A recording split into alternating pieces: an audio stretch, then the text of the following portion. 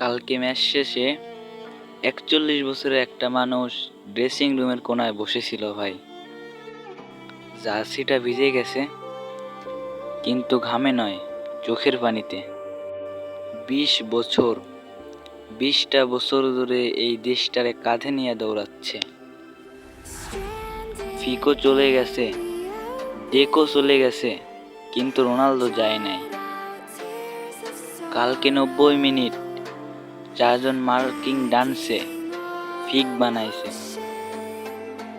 Ronaldo হাত দিয়ে ইশারা করছে, এই যে আমি ফ্রি, কিন্তু টিমমেটরা বল দেয় নাই।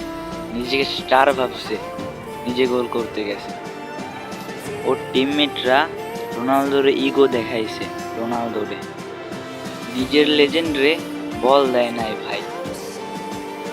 ক্লাবেও রাজা, ইউনাইটেডে বস, রিয়ালে কিং, জুবেতে লেজেন্ড। আর দেশের জার্সি গায়ে দিলেই একা হয়ে যায়। মেসির পাশে ড্রিপল দৌড়ায়, ম্যাক অ্যালিস্টার জীবন দেয়, আর রোনালদোর পাশে ইগো দাঁড়ায় থাকে ভাই। এইটা দুঃখ না ভাই? ৯৭০-এর বেশি গোল করার পরেও তার নিজের প্লেয়াররাই তাকে সম্মান দেয় না। ৫টা ব্যালন ডিওরের পরেও কষ্ট হয় যখন শেষ WC-তে কেউ পাশে থাকে না।